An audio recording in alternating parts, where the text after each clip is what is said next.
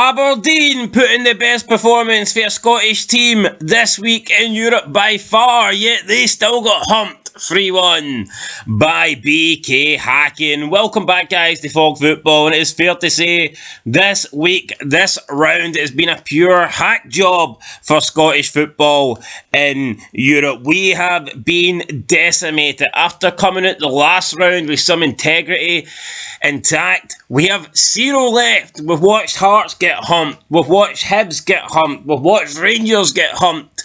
We've watched Aberdeen get not so much humped, but they've still been beaten comfortably over 2 legs. What I will say though about Aberdeen tonight is they lost by 3-1, but I actually felt they were the better side, and unlike the other teams representing Scotland, Aberdeen did deserve the victory, but they didn't get it. I don't think Aberdeen deserved to win this game, because personally I felt at the back they were too weak. They just gave up far too many opportunities. Sadiq could have literally had about 5 goals, and going forward, right, they didn't score from open play. Now yes, they pressed and they pushed, but again, not clinical enough. Majowski and Duke, they could have scored. I mean, realistically, if those two could put the ball in the back of the net, Aberdeen go through. Crucial goals missed at crucial opportunities. So what you're saying is Aberdeen didn't deserve to win, but you've also addressed the fact that if Majowski and Duke could finish, then Aberdeen would have went through. So which one is it? Aberdeen. Yeah, but you could argue the same. Aberdeen didn't. How many chances did Hacken miss? So which one? Open net. Sadiq hit the bar and post. Which one is it? Aberdeen didn't deserve to go through because they're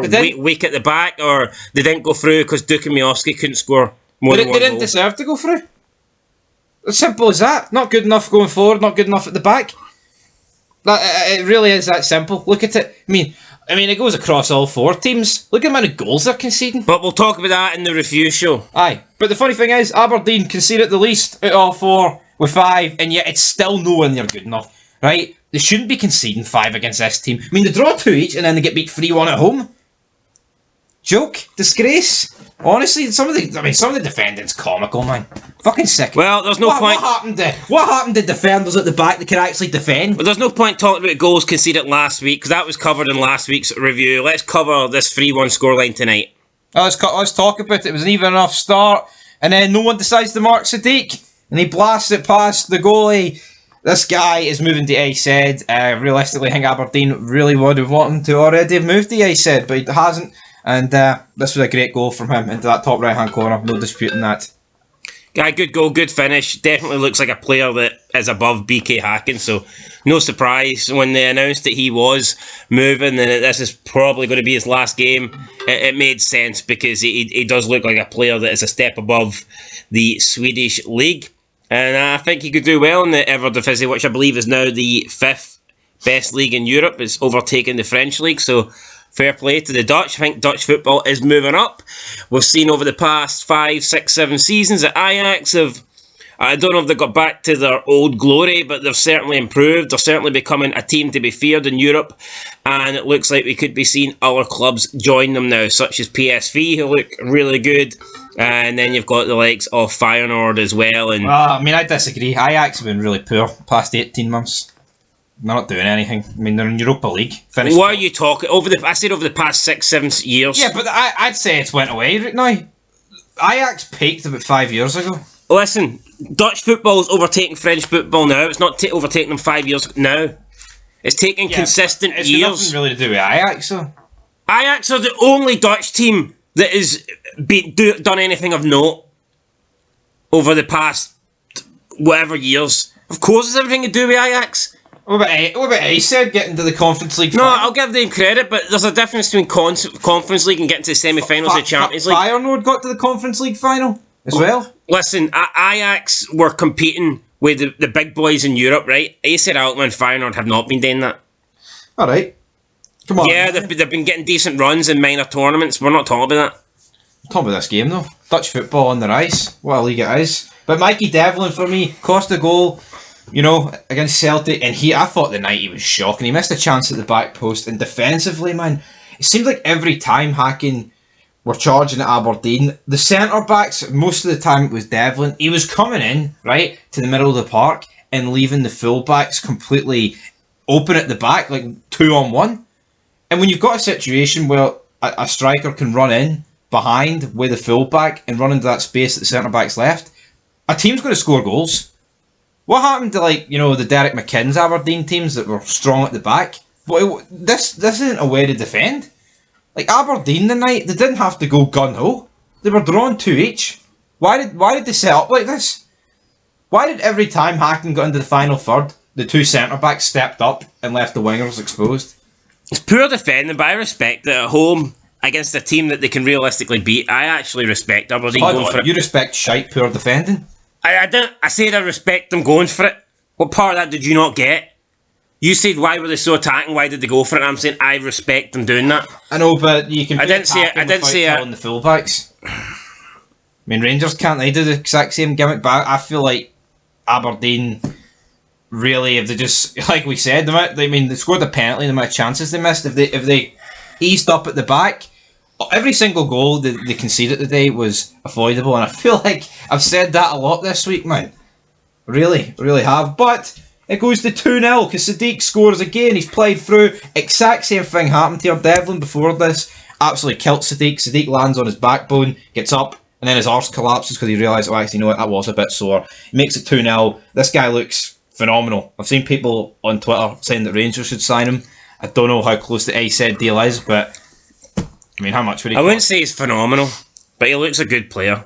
Well, people are and I don't think Rangers would be spending more millions on another striker. They've already spent enough in attacking options, so I think he can be used as a wide player, I think. I think he's a left winger, is he not? Well, good for him. Good for him, but yeah, he makes it 2-0. McGarry then hits a shot, whiskers wide, it looked in for the camera angle. And then we go into half time, and we're thinking, right, Aberdeen were 2-0 down last week, can they rectify it here? But even though they had so many chances, I just never seen them turn it around. But then the open net happened for Hacken. Absolutely disgraceful. Sadiq hits it back across, and the guy misses from about 3 yards out. This is disgraceful, man. And realistically, this should have cost Hacken because Aberdeen do get a penalty. Duke, it looked initially like a dive, but turns out there was a bit of contact. And I think this is the best way to win the penalty by actually diving because there's contact, but he's made a melee it. Ref goes to VAR, awards it. Mafowski steps up, makes it 2-1. And then after this, man, don't know who actually played him through, but it was a great ball. He's one-on-one. It's not one of those one-on-ones where, you know, it's like a diagonal angle and the goalies come out quick. The goalies come out and he's not even blocking the right-hand side, like the right, the left of Mafowski, but, you know, the right from the camera angle when it showed you from behind the goal. And he's put it wide. And for me, for the front line of Aberdeen, there's so much hype and, like, praise. This has to go in, doesn't it? I should have chipped him, I think. Should have chipped him. We've seen an instant. I mean, I think this was definitely, you know, there's less pressure on Mafowski here. I mean, look at Rangers yesterday. Miofsky. Yeah, I don't know. Mafowski, man, whatever, right? Look at Dessers yesterday as well. He gets played a great opportunity. I remember in the first half, goals into him, and it's poor finishing. But, you know, this both dragged wide, one-on-one, and you know what? Constant Aberdeen pressure after this. Sadiq, though, on the counter-attack hits the post. Phenomenal technique. Pretty unlucky. But then, Rubicevic, what's his name? Rubicevic? What's his name? For who? Aberdeen, the centre-back. The guy gave away the penalty. Fuck, I don't know about it. Well, I said that. Yeah, it was like a die-hard free there. He gives away the penalty, right? Everyone knows it's a penalty. McFadden's like, oh, brilliant decision for the referee to book Sadiq. Then goes to VAR, and then they take it away, and it's absolutely in the bin. So, yeah, 3-1, steps up. The guy that missed the open net took this penalty, which is a weird, he redeems himself, I guess, by making 3-1. Aberdeen then have a couple of chances after Sadiq's on a hat-trick, and they don't allow him to take it. That is crazy to me. I guess he's leaving the club, though. Still think the guy deserved to take the penalty. No, he did. He is a step above, but, you know, I think Hacken, right, is like the perfect blueprint for Scottish teams. This team got absolutely pumped by Aberdeen at Pittodrie last time. 2 years ago. That's not, 2 years ago in terms of football, man. I know 2 years you can lose a lot of players, but how is this team, right, went for, getting pumped against Aberdeen, who I think, were probably worse 2 years ago, to be honest. And now, they've turned it around, looked quite good, and I think they'll actually be able to do something in the Europa League, Hacken, to a certain degree. And it's not like they've got an influx of money. They've just turned it around. Aberdeen were clearly worse 2 years ago. Yeah, that's what I'm saying. So why do you say you think?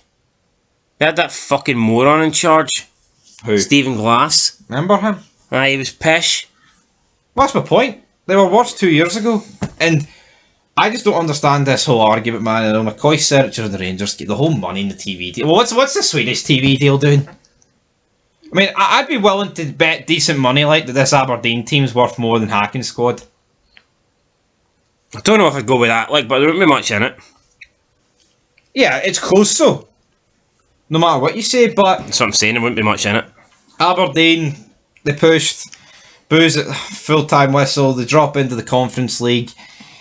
Is that better for them? You have the argument that the Europa League is better, for the simple fact is you can't get third. Obviously, right, there's more money for that reason, yes, but I genuinely think for the coefficient, it's probably better if they go into the Conference League and have more chance of going through. I disagree. I think you've more chance of going through in a free team group. Is that what you think? That's what I know, actually, aye. Depends on the draw, but... No, but Aberdeen are pot 4. In the Europa League, they would have been pot 4. I think they're much higher than that in the Europa Conference League. They might be pot 3 at best. No, but right, if you look at the Europa League, right, pot 1, you're looking at teams like West Ham, Liverpool, etc. Pot 3, Brighton, right? You've got other teams like Union St. Galossi in there, Dynamo Zagreb, Ajax, all these sort of teams. Well, look, we can cover all that in the Scottish Football Review show. Yeah, we can. So we'll wrap it up then. I wrap it up. Aberdeen, not out of Europe, but they're out of the Europa League. Shite night for Scottish football. Coefficients down the fucking drain. I don't think we'll ever see ourselves back up in ninth, to be honest. Turkish teams are doing really well. We're going to fall quite far behind them. Now that we're into the group stages, can Celtic, Rangers and Aberdeen start to claw some coefficient points back? This is when you actually make up most of your group points, because wins are worth more in the group. So if we can start winning games, then we can redeem the coefficients, but I don't really see that happening. And I think regardless of how Rangers and Aberdeen do, I can see them struggling, even if they do get favourable groups. Because Celtic's got a favourable group in the Champions League, and I still see them getting pumped in most of those matches. So yeah, it's just not a good time for Scottish football. Aberdeen are pot 4 in the Conference League. Well, there you go. Conference League, Europa League. What difference would it really have made? Anyway, that's it. I guarantee you there will be some Europa Conference League groups that are better than the Europa League. So that's it. Catch you in the next one, guys. Review show coming later. Till next time. Peace.